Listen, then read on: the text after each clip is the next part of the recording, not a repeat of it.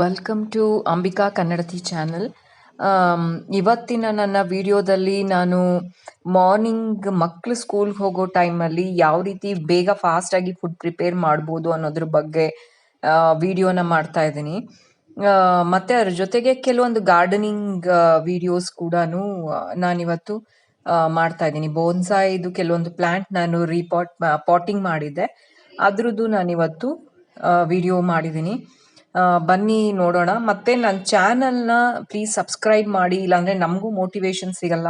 ನಾವು ವಿಡಿಯೋ ಮಾಡೋದು ಬೇಡಪ್ಪ ಅಂತ ಬಿಟ್ಬಿಡೋಣ ಅಂತ ಅನ್ಸುತ್ತೆ. ನಾವು ಎಷ್ಟೋ ಕಷ್ಟಪಟ್ಟು ಮಾಡಿರ್ತೀವಿ ವಿಡಿಯೋಸ್ ಎಲ್ಲನೂ. ಅದಕ್ಕೆ ಅದರದೇ ಆದಂತಹ ಒಂದು ಏನಂತಾರೆ, ಒಂದು ಸಬ್ಸ್ಕ್ರೈಬ್ ಮಾಡಿದಾಗ ಅಥವಾ ಲೈಕ್ ಮಾಡಿದಾಗ, ಒಂದು ಕಾಮೆಂಟ್ ಮಾಡಿದಾಗ ನಮಗೂ ಇನ್ನೂ ಹೆಚ್ಚಿನ ವಿಡಿಯೋಗಳು ಮಾಡೋಣ ಅಂತ ಅನ್ಸುತ್ತೆ. ನಮ್ಮ ವಿಡಿಯೋಗಳು ನಿಮಗೂ ಯೂಸ್ಫುಲ್ ಆಗಿರುತ್ತೆ, ಮೋಟಿವೇಶ್ನಲ್ ವಿಡಿಯೋಸೂ ಆಗಿರುತ್ತೆ. ಸೊ ಹಾಗಾಗಿ ನನ್ನ ಚಾನಲ್ನ ಸಬ್ಸ್ಕ್ರೈಬ್ ಮಾಡಿ, ನನ್ನ ವಿಡಿಯೋನ ಲೈಕ್ ಮಾಡಿ, ಶೇರ್ ಮಾಡಿ. ಅಂಬಿಕಾ ಕನ್ನಡತಿ ಚಾನಲ್ ಅಂತ ನೀವು ಟೈಪ್ ಮಾಡಿದ್ರೆ ಅದರಲ್ಲಿ ನನ್ನ ಡಿಫ್ರೆಂಟ್ ವಿಡಿಯೋಸ್ಗಳನ್ನ ಏನೇನು ಅಪ್ಲೋಡ್ ಮಾಡಿದ್ದೀನಿ ಅದೆಲ್ಲನೂ ನೀವು ನೋಡ್ಬೋದು. ಇವತ್ತು ಮಾರ್ನಿಂಗ್ ನನ್ನ ಮಗಳನ್ನ ಸ್ಕೂಲಿಗೆ ಕಳಿಸೋದಕ್ಕೆ ಒಂದು 20 ಮಿನಿಟ್ಸ್ ಟೈಮ್ ಇತ್ತು ಆ 20 ಮಿನಿಟ್ಸ್ ಟೈಮಲ್ಲಿ ನಾನು ಇವತ್ತು ಶಾವ್ಗೆ ಪಲಾವ್, ಶಾವ್ಗೆ ಬಾತ್ ಮತ್ತು ಬಜ್ಜಿ ಸಹ ಮಾಡ್ತಾ ಇದ್ದೀನಿ. ಶಾವ್ಗೆ ಬಾತ್ ಮಾಡೋದಕ್ಕೆ ಅಫ್ಕೋರ್ಸ್ ನಿಮ್ಗೆ ಇಲ್ಲಿ ನೋಡ್ತಾ ಇರೋದಕ್ಕೇನೆ ಎಣ್ಣೆ ಹಾಕಿ ಈರುಳ್ಳಿ, ಹಸಿಮೆಣಸಿನ್ಕಾಯಿ, ಕರ್ಬೇವಿನ ಸೊಪ್ಪು ಮತ್ತು ಈರುಳ್ಳಿ ಹಾಕೋದಕ್ಕಿಂತ ಮುಂಚೆ ಕಡಲೆಬೇಳೆ, ಉದ್ದಿನಬೇಳೆ, ಸಾಸಿವೆ ಹಾಕಿದ್ದೀನಿ. ಅದಾದಮೇಲೆ ಈರುಳ್ಳಿ ಫ್ರೈ ಮಾಡ್ಕೊಳ್ತಾ ಇದ್ದೀನಿ. ಈರುಳ್ಳಿ ಸ್ವಲ್ಪ ಫ್ರೈ ಆದಮೇಲೆ ಈರುಳ್ಳಿಗೆ ಹಸಿಮೆಣಸಿನ್ಕಾಯಿ ಮತ್ತು ಕರ್ಬೇವಿನ ಸೊಪ್ಪು ಹಾಕ್ತಾ ಇದ್ದೀನಿ.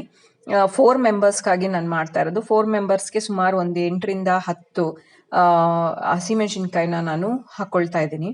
ಈ ಥರ ನಾವು ಶಾವ್ಗೆ ಉಪ್ಪಿಟ್ಟಿರ್ಬೋದು, ಇಲ್ಲ ಬೆಳಿಗ್ಗೆ ಹೊತ್ತು ನಾವು ರವಾ ಉಪ್ಪಿಟ್ಟು ಮಾಡಬೇಕಂದ್ರೆ ಸ್ವಲ್ಪ ಬೇಗ ಆಗಬೇಕಪ್ಪ ಅದು ಅಂತಂದರೆ ಏನು ಮಾಡಬೇಕು ಅಂತಂದರೆ, ನಾವು ಈ ಫ್ರೈನ ಮಾಡ್ಕೊಳ್ಬೇಕಾದ್ರೇನೆ, ಅಂದರೆ ಈರುಳ್ಳಿನೆಲ್ಲ ಫ್ರೈ ಮಾಡ್ಕೊಳ್ಬೇಕಾದ್ರೇನೆ ಪ್ಯಾನಲ್ಲಿ ಇನ್ನೊಂದು ಕಡೆಯಲ್ಲಿ ಅದಕ್ಕೆ ಬೇಕಾಗಿರೋಂತಹ ನೀರನ್ನ ಬಿಸಿ ಮಾಡೋದಕ್ಕೆ ಅಂತ ಇಟ್ಬಿಡ್ಬೇಕು. ಸೊ ಬಿಸಿ ಮಾಡೋದಕ್ಕೆ ಅಂತ ಇಟ್ಬಿಟ್ರೆ ನಾವು ಆಮೇಲೆ ಇದೆಲ್ಲ ಫ್ರೈ ಆದಮೇಲೆ, ಇಂಗ್ರೀಡಿಯೆಂಟ್ಸ್ ಇದೆಲ್ಲನೂ ಫ್ರೈ ಆದಮೇಲೆ ಆ ಬಿಸಿನೀರನ್ನ ತೆಗೆದು ಹಾಕ್ಬಿಟ್ರೆ within a fraction of minute ಅದು ಕುದಿಯೋದಕ್ಕೆ ಶುರು ಆಗಿಬಿಡುತ್ತೆ. ಸೊ ಡೈರೆಕ್ಟಾಗಿ ನಾವು ಅವಾಗ ಅದಕ್ಕೆ ಶಾವ್ಗೆ ಹಾಕ್ಬಿಡ್ಬೋದು.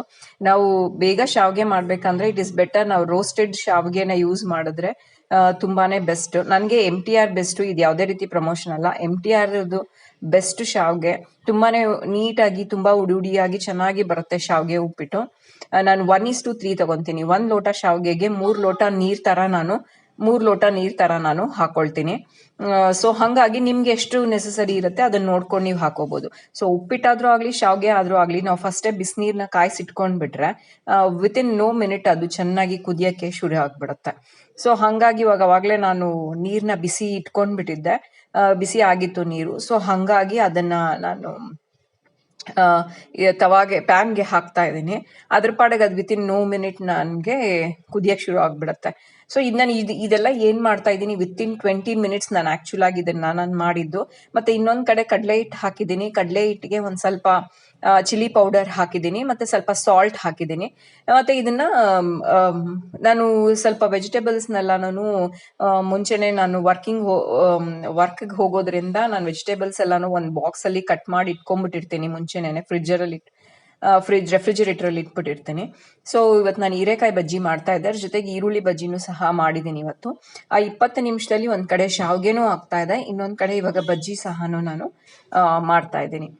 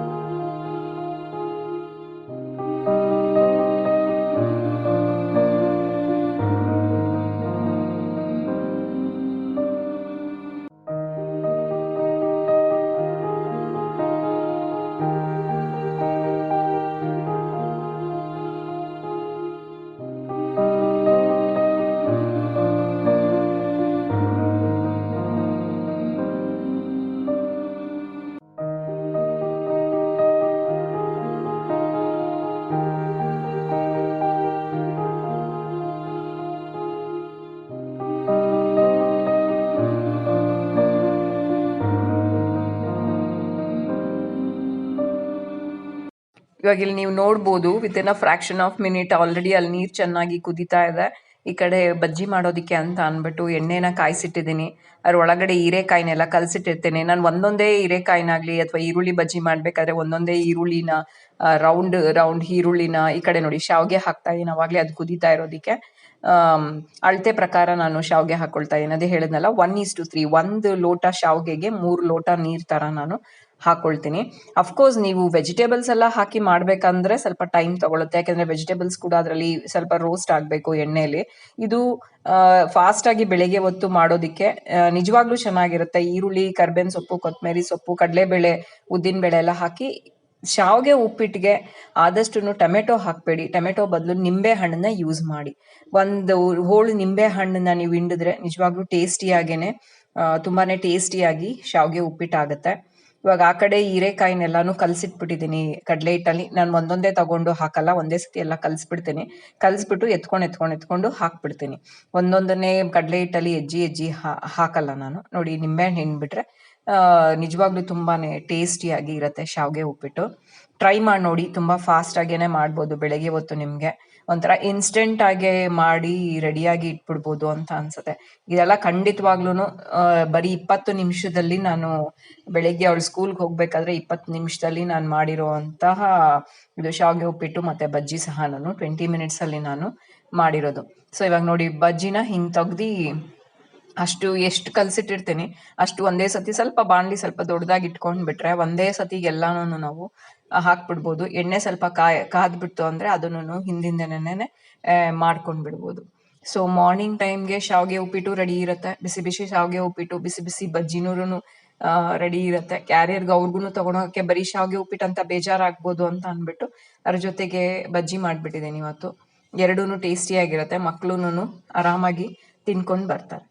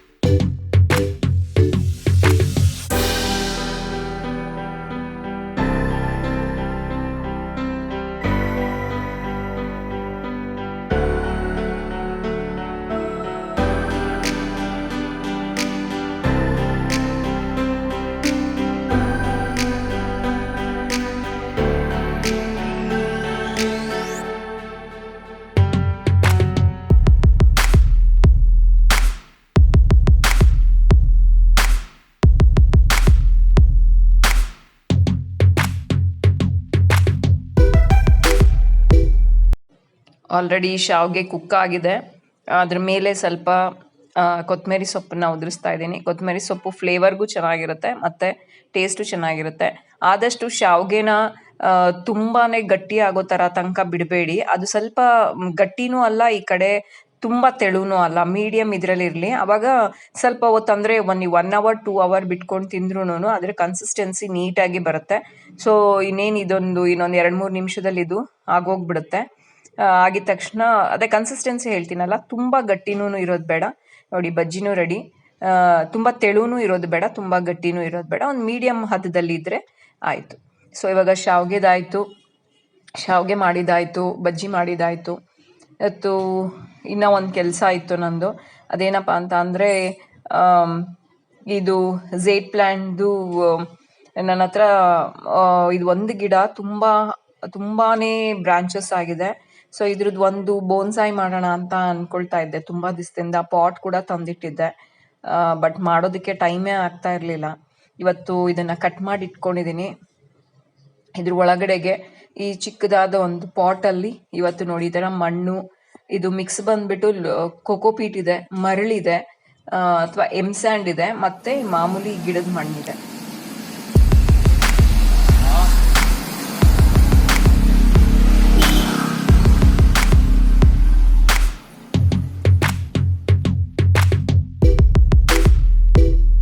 ಇವಾಗ ನೆಕ್ಸ್ಟ್ ಬಂದು ಇನ್ನೂ ಒಂದು ಬೋನ್ಸಾಯಿನ ನಾನಿವತ್ತು ಮಾಡ್ತಾ ಇದ್ದೀನಿ. ಇದು ಬಂದ್ಬಿಟ್ಟು ಫೈಕಸ್ ಪ್ಲ್ಯಾಂಟ್ ಇದು. ನಾನು ಒಂದ್ಸತಿ ನಿಮಗೆ ಲಾಸ್ಟ್ ಟೈಮ್ ವಿಡಿಯೋದಲ್ಲೇನೋ ನಾನು ತೋರಿಸಿದ್ದೆ ನಾನು. ತುಂಬ ಇದು ಹರಡ್ಕೊಂಡು ಬಿಟ್ಟಿತ್ತು, ಸುಮಾರು ಒಂದು 11 ವರ್ಷದ ಗಿಡ ಇದು ಅಂತ ಅಂದ್ಬಿಟ್ಟು ಅದ್ರದ್ದು ಕಟಿಂಗ್ಸ್ನ ತಗೊಂಡು ಇಲ್ಲಿ ಬೋನ್ಸಾಯಿ ಮಾಡ್ತಾ ಇದ್ದೀನಿ. ಇದಕ್ಕೆ ಕೊಕೋಪೀಟು, ಮಣ್ಣು ಮತ್ತು ಮರಳು, ಗಿಡದ ಮಣ್ಣು, ಮರಳು, ಅದ್ರ ಜೊತೆಗೆ ವರ್ಮಿ ಕಾಂಪೋಸ್ಟು ಮತ್ತು DAP ಮತ್ತು NPKದು ಗ್ರ್ಯಾನ್ಯೂಲ್ಸ್ನ ಮಿಕ್ಸ್ ಮಾಡಿ ಇವತ್ತು ನಾನು ಇದ್ರದ್ದು ಗಿಡದ ನಾನು ಪಾಟಿಂಗ್ ಮಾಡ್ಕೊಳ್ತಾ ಇದ್ದೀನಿ. ಕಟಿಂಗ್ಸ್ ಎಲ್ಲಾನು ರೆಡಿಯಾಗಿದೆ.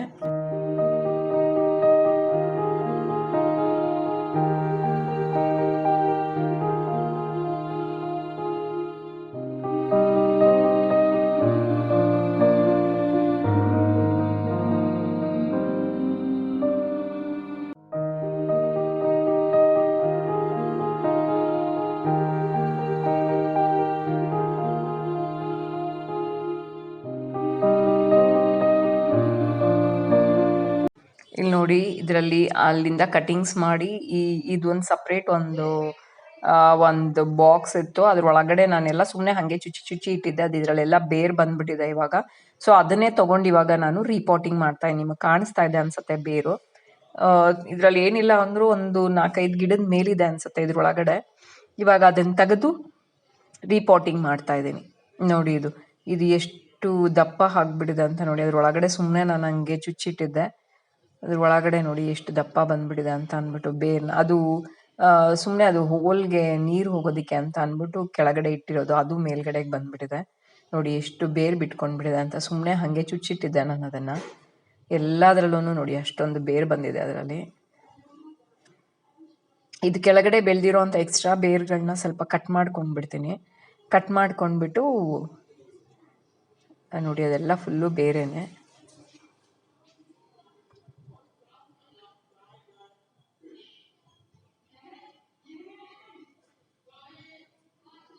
ಅದೇನದು ಎಕ್ಸ್ಟ್ರಾ ಹಿಂಗೆ ಉದ್ದಕ್ಕೆ ಬೇರ್ ಬಂದಿದೆ, ಅದನ್ನು ನಾನು ಇವಾಗ ಕಟ್ ಮಾಡ್ಕೊಂಡ್ಬಿಡ್ತೀನಿ. ಸ್ವಲ್ಪ ಕಟ್ ಮಾಡ್ಕೊಂಡ್ಬಿಟ್ಟು ಆಮೇಲೆ ಮಣ್ಣಲ್ಲಿ ಇದು ಮಾಡ್ತೀನಿ. ಇದು ನೋಡಿ, ಇದು ಸಣ್ಣದಾಗಿ ಬಂದಿದೆ ಬೇರ್ ಇದ್ರಲ್ಲಿ.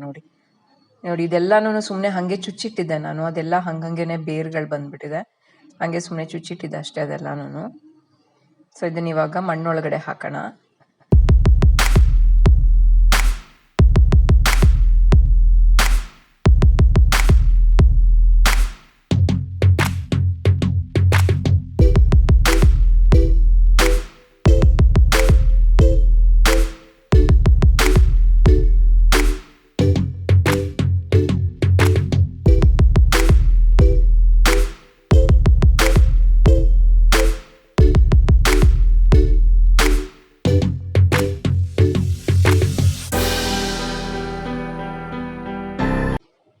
ಆದಷ್ಟು ಸ್ವಲ್ಪ ಹಿಂದಕ್ಕೆ ಮಾಡಿ ನಾನು ಗಿಡಗಳನ್ನ ಇಲ್ಲಿ ಪಾಟಿಂಗ್ ಮಾಡ್ತಾ ಇದ್ದೀನಿ.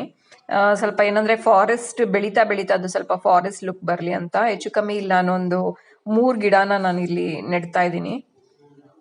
ಸೊ ಇದು ಬೆಳೀತಾ ಹಂಗೆ ಬ್ರಾಡ್ ಆಗ್ತಾ ಬರುತ್ತೆ. ಸೊ ಅಷ್ಟು 3 ಗಿಡಕ್ಕೆ ಮಾತ್ರ ಸ್ಪೇಸ್ ಆಗುತ್ತೆ. ಮತ್ತು ಬದಿಯಲ್ಲಿ ನಾವು ಕಟ್ಟಿಂಗ್ ಮಾಡ್ಕೊಳ್ತಾನೆ ಇರಬೇಕು. ಸೊ ಇದನ್ನು ನಾನು ಸೆಂಟ್ರಿಗೆ ಹಾಕ್ತಾ ಇದ್ದೀನಿ. ಈ ಗಿಡದಲ್ಲಿ ನನಗೆ 2 ಗಿಡ ಇದೊಂದು ಗಿಡನೇ ನನಗೆ 2 ಗಿಡ ಬಂದಿದೆ. ನನಗೆ ಇದರಲ್ಲಿ 2 ಸ್ಪ್ಲಿಟ್ ಆಗಿ ಸೇರ್ಕೊಂಡಿದೆ. 2 ಗಿಡನೂ ಹಾಗೆ ಸೇರ್ಕೊಂಡಿದೆ. ಸೊ ಆ 2ನ್ನ ನಾನು ಇವಾಗ ಏನು ಮಾಡ್ತೀನಪ್ಪ ಅಂದರೆ, ಇದು ಬೇರ್ ಏನಿದೆ ಎಕ್ಸ್ಟ್ರಾ ಕೆಳಗಡೆಗೆ ಬಂದಿದೆ, ಆ ಬೇರ್ನ ನಾನು ತೆಗೆದ್ಬಿಡ್ತೀನಿ. ಆ ಬೇರ್ನ ತೆಗೆದ್ಬಿಟ್ಟು ನಾನು ಈ ಗಿಡನ ಈ ಜುಟ್ಟನ್ನ ಎಣಿತಾರಲ್ಲ ಆ ಥರ 2 ಗಿಡನೂ ಸುತ್ತೀನಿ ನಾನು.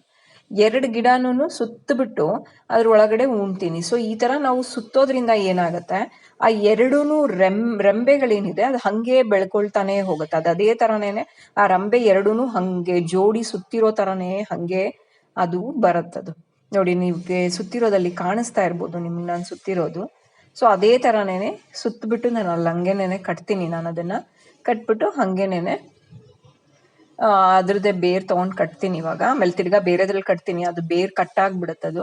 ಸೊ ಆದಷ್ಟು ಆಮೇಲೆ ತಿರ್ಗಾನು ನಾನು ಬೇರೆದ್ರಲ್ಲಿ ಕಟ್ತೀನಿ. ಈಗ ಸದ್ಯಕ್ಕೆ ಸ್ವಲ್ಪ ಕೂತ್ಕೊಳ್ಳಿ ಅಂತ ಅಂದ್ಬಿಟ್ಟು ಆ ಬೇರಲ್ಲಿ ಕಟ್ತೀನಿ. ಸೊ ಅದೇನು ಸುತ್ತಿದ್ದೀನಲ್ಲ, ಆ ಸುತ್ತಿರೋದು ರೆಂಬೆ ಹಾಗೇನೆ ಅದು ಬೆಳ್ಕೊಳ್ತಾ ಬರುತ್ತೆ. ಅದು ಅದೇ ಥರನೇ ಹಾಗೆ ಸುತ್ತಕೊಂಡೇನೆ ಅದು ಬೆಳ್ಕೊಳ್ತಾ ಬರುತ್ತೆ, ನೋಡೋಕೆ ಚೆನ್ನಾಗೂ ಇರುತ್ತೆ. ಸೊ ಹಾಗಾಗಿ ಆ ಥರ ಸುತ್ತಿ ಇವಾಗ ನಾನು ಪಾಟಿಂಗ್ ಮಾಡ್ತಾ ಇದ್ದೀನಿ.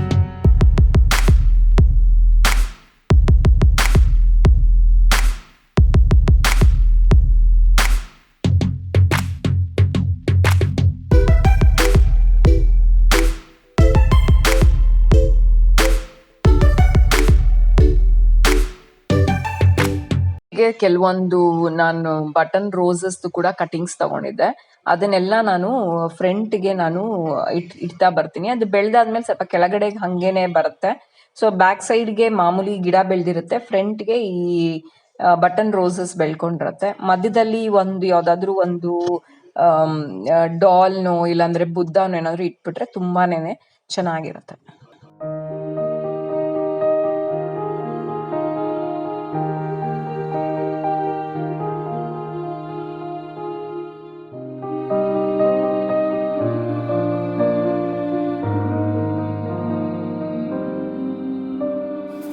ಹೋಪ್ ಇವತ್ತಿನ ಈ ವಿಡಿಯೋ ನಿಮಗೆ ಇಷ್ಟ ಆಗಿದೆ ಅಂತ ಅಂದ್ಕೊಂಡಿದ್ದೀನಿ.